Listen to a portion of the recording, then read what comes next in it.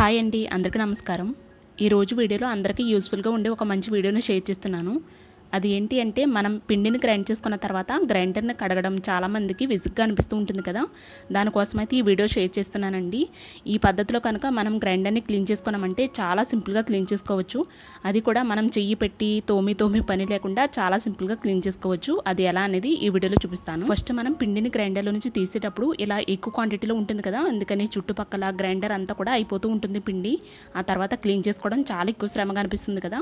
అందుకని ఈ వీడియోలో చూపిస్తున్నట్లుగా మనం ఏ బౌల్లోకి అయితే పిండిని తీసుకోవాలనుకుంటున్నామో దానిపైన ఇలా గ్రైండర్ని పట్టుకుని అలాగే పత్రాలు పడిపోకుండా ఇలా కొంచెం పట్టుకున్నామంటే ఆల్మోస్ట్ పిండి అంతా కూడా మనకి బౌల్లోకి వచ్చేస్తుంది.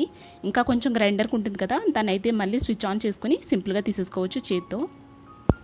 ఇలా చేసినట్లయితే గ్రైండర్కి చుట్టుపక్కల కూడా అసలు పిండి అనేది అంటుకోదండి.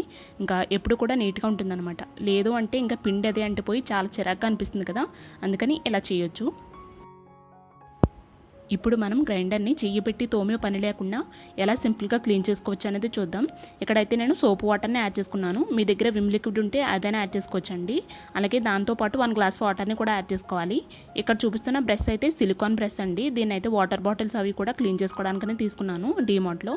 దీని కాస్ట్ కూడా తక్కువేనండి, 60-70 రూపీస్ అంతే ఉంది కాస్ట్ అయితే.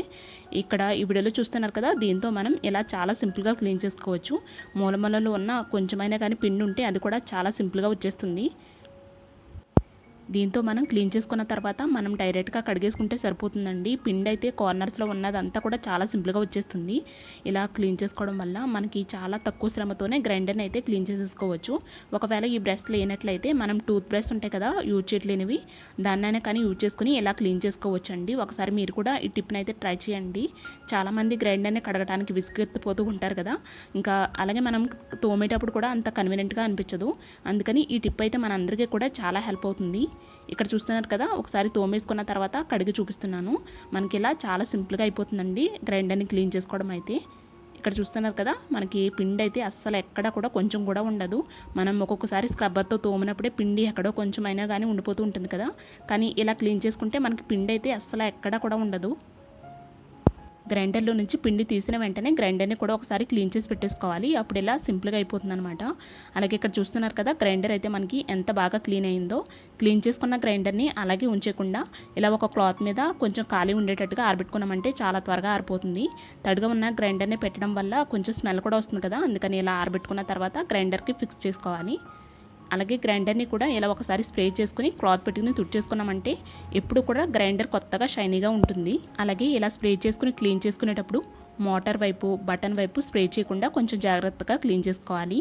ఇలా మనం గ్రైండర్ని నీట్గా మెయింటైన్ చేసామంటే చాలా రోజుల వరకు పనిచేస్తుందండి, అసలు రిపేర్ కంప్లైంటే ఉండదు.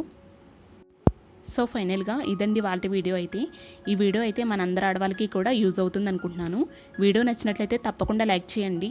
మన ఛానల్లో ఉండే మిగిలిన వీడియోస్ కూడా ఒకసారి చెక్ చేయండి. మీకు నచ్చినట్లయితే తప్పకుండా సబ్స్క్రైబ్ చేసుకోండి. మళ్ళీ నెక్స్ట్ వీడియోలో కలుద్దామండి. Thank you so much for watching.